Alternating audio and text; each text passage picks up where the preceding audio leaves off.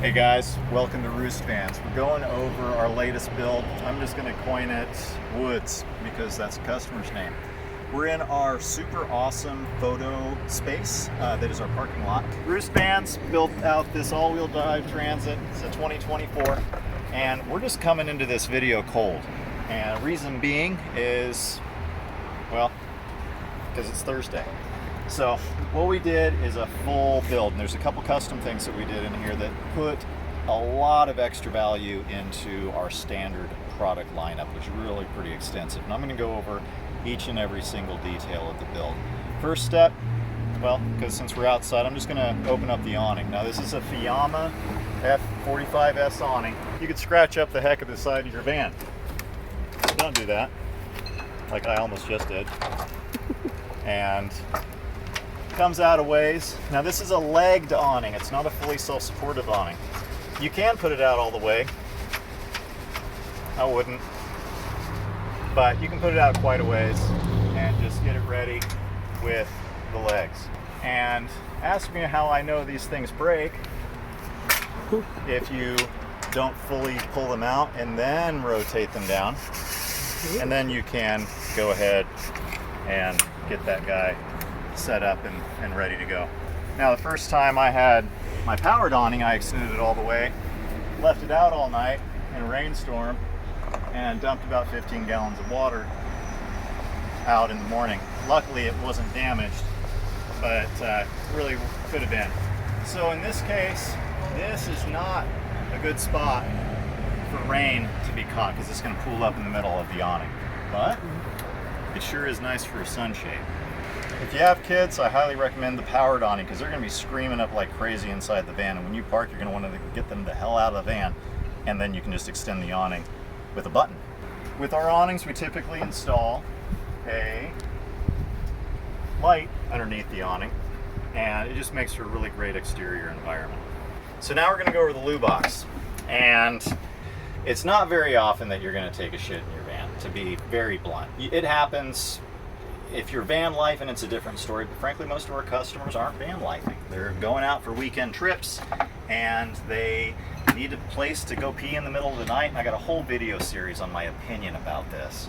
This is Stansport Easy Go Loo. Comes out, you can go put it in the woods, do your business there, and there's a nice storage solution for toiletries and so forth right in front, and you got a spring-loaded hinge and pretty much 2 points of ceiling.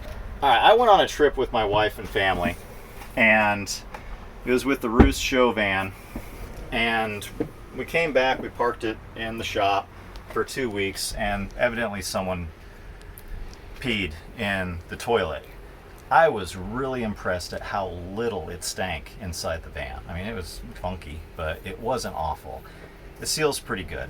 Now, granted, it wasn't excrement, but hey, that says a lot for that setup. It's simple, there's no electricity for a vampire load. You can dump it in the woods, as long as you don't have a lot of toilet paper, you can bury it, but with chemicals you can't do that. You gotta find a place to, a dump station to do it at. If you're just taking a pee, just, toss it out, just make sure no one's in the way, and keep it simple. And that's a big part of our goal at Roost, is we use beautiful materials and we do great work, simple technology. Next up is our overhead shelf. We use Vancillary brackets for the overhead shelf. Now on this Transit, it is vitally important that the Transit has this feature. If you do not have this Transit feature, then you are not going to be able to get an overhead shelf, at least from Roost. Due to the fact that they're not black, very important feature, you're more easily able to see it unless you have a hat on, and less likely to hit your head. But when they're black, you inevitably just hammer your head on these things all the time. That's why I'm really attracted to this Roost bamboo overhead shelf. Now we're going to go over just the core build portion of this Woods van. And the core build is just like I call it the sheetrock of the house, and that's it. No cabinetry or anything. Obviously, we went a lot more in the core build on this van. But the core build includes mounting system, these guys overhead that everything mounts to. You can see the cabinetry mounts to it, and also the lower cabinetry mounts to it as well. And as we discussed earlier, this loo box mounts to it. And then after that, we do our wiring system. And the wiring system includes our core build wiring package. And really, you're not gonna be able to see a whole lot of it here, but we can put a couple snapshots in the video. There is one part of the core build wiring package that you can see, and that is this switch plate down here on our custom shower kitchen cabinet. And that switch plate is great because it's centrally located.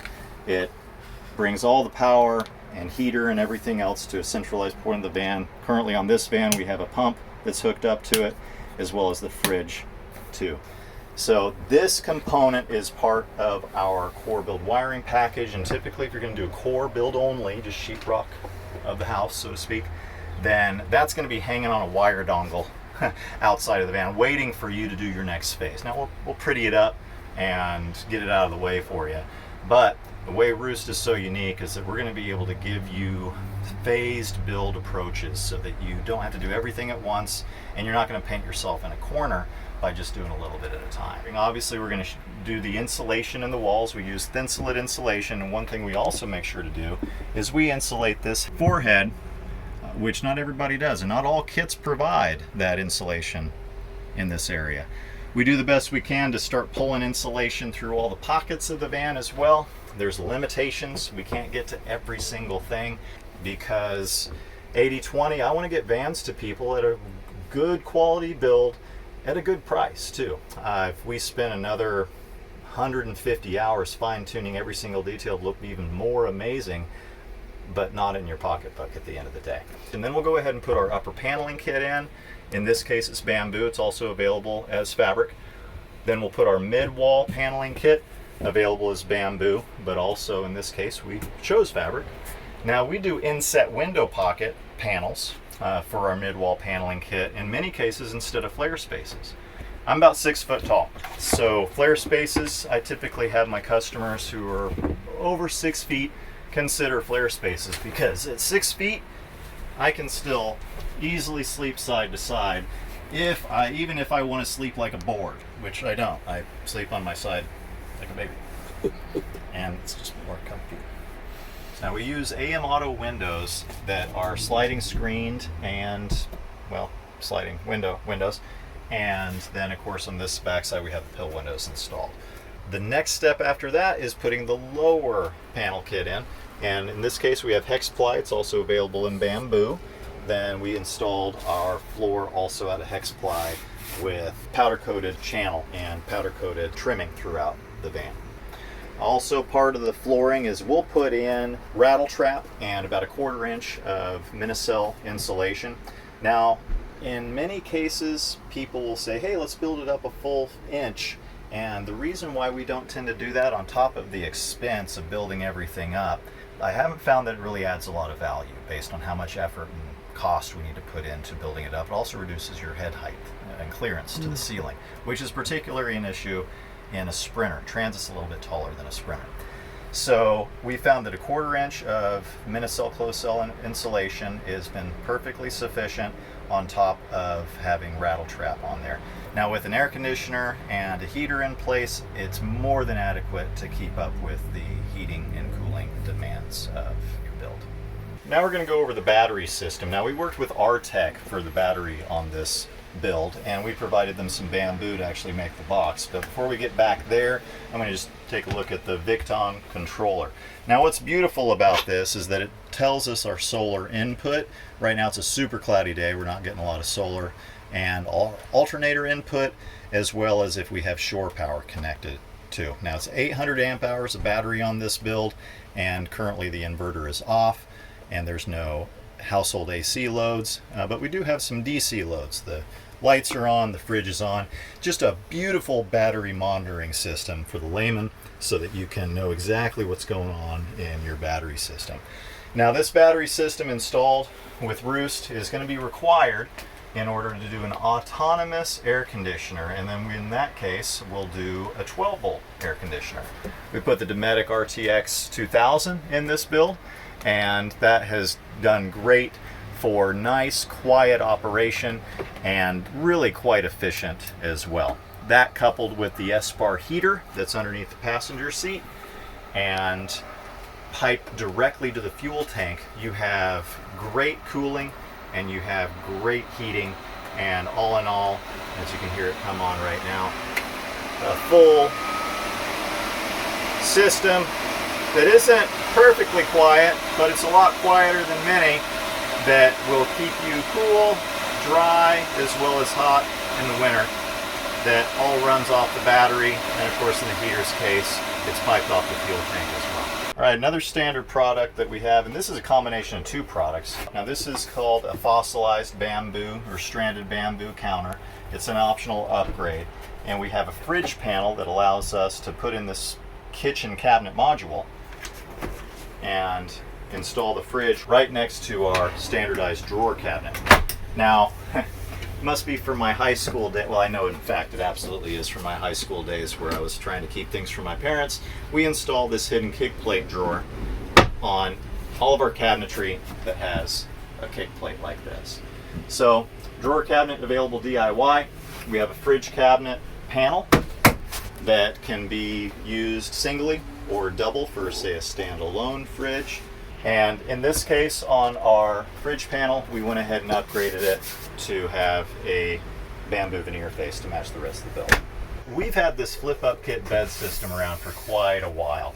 Now, with bicycle storage underneath, and you have a great opportunity to extend your countertop beyond the limits of the bed panel and get a little bit more countertop by using this feature.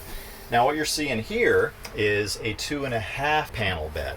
The reason why we do this half panel is so that you can still get two people sleeping side by side with just a little bit more room than you otherwise would with just a 2-panel bed. With a 3-panel bed, it comes out pretty far.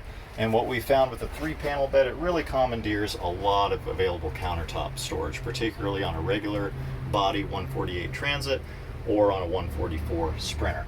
Hence the development of this half panel, just to get you a little bit more room for side to side sleeping for two people. It's available in bamboo as well as hex ply. These flip up kits are optional. It gives you a deep sofa and great garage access underneath while you're inside the van. Flipping up the front panel and looking out the back doors, then you can watch a drive-in movie. It's pretty cool, even see a sunset. And if you're outside the van and needing to get into your garage, then you have some great access without the need for a removable tray for, say, bicycles. And one of my most favorite benefits of this flip-up panel is it just gives you a nice place to hang out while someone else is making dinner for you. This is one of our oldest products and still a goodie. 24-inch bamboo upper cabinet with latching doors as well as adjustable shelves. Put 4 of these on the driver's side of this Transit. There are scribe lines as a DIY product if you're going to be keeping your wire chases, which we always do so that we don't upset the factory warranty. The cabinets are not needed to be cut out in this case because there's no wire chases on that side.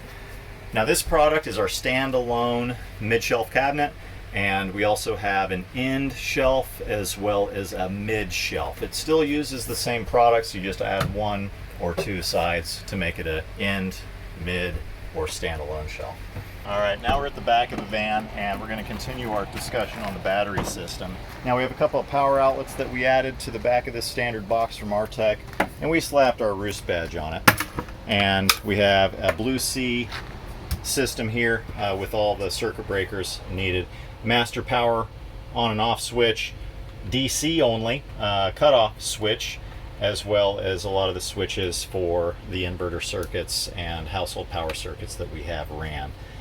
We've labeled a number of the other circuits that are run throughout the van, and you can see right now that the inverter's off because none of the lights are illuminated. And you can easily turn that inverter on with the control panel that we just went over recently. Again, 800 amp hours of battery, totally sufficient for all the needs that this customer has. Next up is the 20-gallon over-the-wheel well water tank. Now, we have an interior fill, and we do that so we don't have to punch a lot of holes in the outside of the van. Freshwater level as well as battery monitor level. And we have a pump switch so that whenever you're in the back of the van using the shower, which we'll go over in another video, then you can turn on the pump for the shower. Currently, that green light is illuminated, And what that means is that the secondary pump switch in the kitchen area is currently turned on. So the pump is currently on and there is pressure inside the system. Now, you'll see in here we have a door that gives you access to the filter. Now, this isn't like a drinking water filter, it's just a sediment filter that's before the pump, as well as a super high-tech solution for making sure that you don't accidentally drain your water. Now, we just have that draining right out of the floor, and then we use our high-tech catch to keep it from accidentally getting bumped. It also has a rail here so that you can get additional tie downs and tie stuff on top of the water tank. Now we're talking about the shower that requires the 20-gallon over-the-wheel water tank, and we use our trademarked, not really, nor patented, but it's fun to say, belt line storage tracks.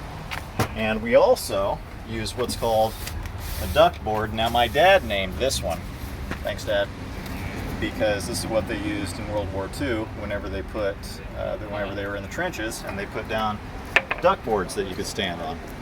Why they call it duck, I have no clue, but I'm sure someone will post in the notes below why that's the case. So we have all the connections needed underneath the heater. So we have a water connection that's going to connect directly to the water supply, as well as a propane connection that will use the propane quick connect fitting, and then of course the shower connection that's going to allow you to take a shower. Go ahead and put this back in place, slide it in, this as well, slide it in.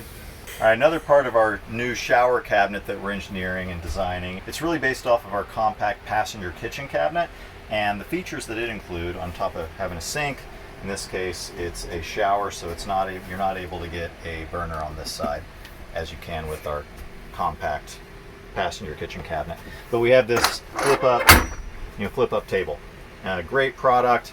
And on the outside of the van, now what I like about this is that we have a cam strap here, and so in order to lower it, then it's cam strap. Now this van is currently parked at a bit of an angle, so we can still have an easily adjustable leveling solution in that case. And in order to put it back in place, just slap it back in and you're good to go.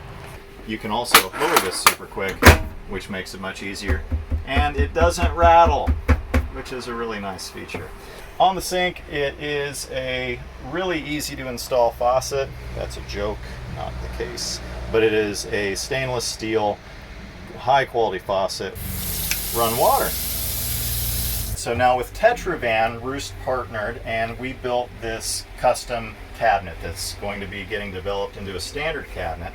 It's pretty similar to our compact kitchen cabinet, and the benefit of this custom cabinet, it is a built-in shower, and we'll go over setting that up. It's a beautiful product that Julian over at Tetra Van built. So I'm going to turn the pump off and take the pressure out, and then I'll go ahead and put this back on. And I'm also going to set up the shower curtain. Now we have these eyelets up top for the shower curtain. Flip them into place. It's another reason why our rail system comes in so handy. You can set up the inside with the magnets. As far as an RV shower is concerned, it's really pretty spacious. And then you can go ahead and do a bird bath shower with the heater that's located behind the shower. Then have a nice hot water shower solution that is ready to go inside the van. Hot, cold adjustments right here, as well as an on-off. Go ahead and turn off the pump, take the pressure out of the system, and then with wet socks you can unclip everything. And that's how we do it at Roost Vans. I'm not doing some big fancy production budget of videography and stuff. This is Dennis's super awesome folding job. And it's an antimicrobial shower curtain that Tetra Van supplies. Go check them out. They got some great products. Great design in that all that water goes into that catchment as a compression latch. And there you go. That's your shower in the van. It doesn't take up any huge amount of wall space, or it's not a big vertical thing that's going to be obtrusive in the van. I always recommend clients that they're buying new vans, get the factory swivel and get a window in the slider that's factory and fixed. And if you're inclined, and I highly recommend it, get fixed rear door windows, and that's going to be the best bang for your buck. You swivel it around, you'll notice that you have the post here, and now this is a ratcheted assembly, so it's pretty tight now. If you want that to store flat, you can pull it out and then rotate it around to get it out of your way. Or if you're needing to loosen it up more, then you can pull it up, get more throw so it'll loosen up, and you can slide this up, and then you can tighten this down, and then you can adjust the height. So the cool thing about this table is also the feature that gives you the ability to, if you look underneath, rotate it to get several different options for placement. Notice how we offset this rotary point so that passenger and the driver can both have equal access to the table. Or if you're just working on your laptop from the driver's position, then you can have, you know, priority over the tabletop size. Works great. Notice how that articulation and offset works super well. I can't get this very close to me, but when I rotate that around, that gives me a lot more flexibility where I can. So that's the Roost table solution using the Lagun armature and Roost's, you know, pretty famous for bamboo material that we use on a lot of our builds. All right, well that wraps up the Woods van walkthrough. It was a big one, beautiful build. Frankly, nothing too incredibly complicated. Again, the reason why is we want to keep things simple so that people can use their van and they don't have to worry about a whole bunch of fiddle farting. We want them to come in, turn on light switches, and not be messing around with Bluetooth lighting controls. Come in, flip on a switch, it works. And that's a big part of what we do here at Roost Vans, is keep things simple. Reach out at sales@roostvans.com.